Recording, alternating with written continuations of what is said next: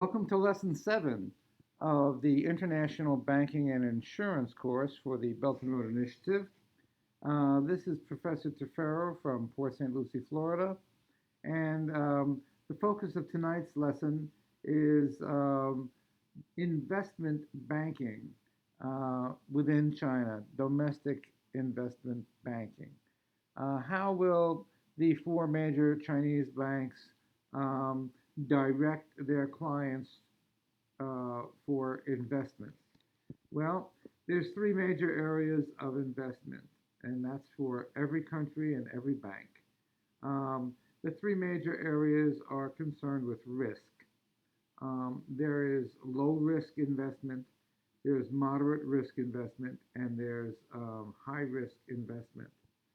And as a result, um, high risk investments have high rewards, and moderate risk investments have moderate rewards.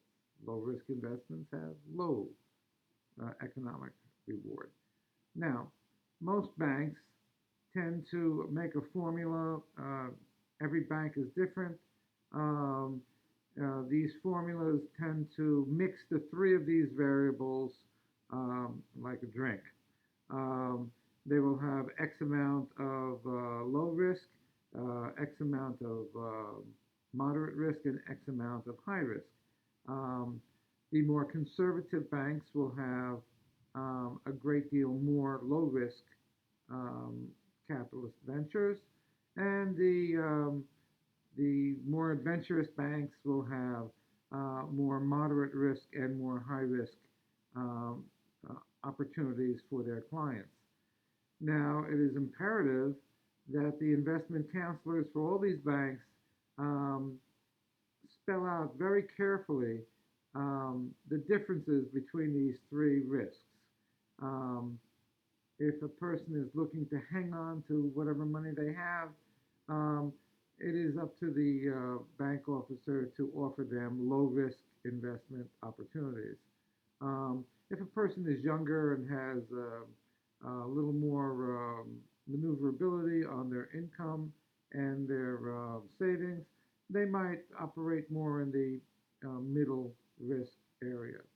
And if someone is very, very young and has a lot of extra money, they might want to just go all out for a high risk venture and retire when they're 35. Or they'll be on the breadline when they're 35, one or the other.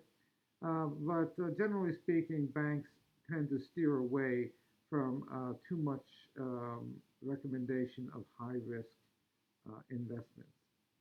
So there you have it. Um, a bank in domestic China will recommend, in the majority of times, low and moderate risk investments for their clients. And international banks operate the same way.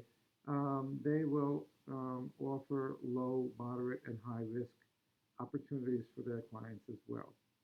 Uh, for our next lesson, we're going to study individual age groups for investments and how they vary from age to age. Until then,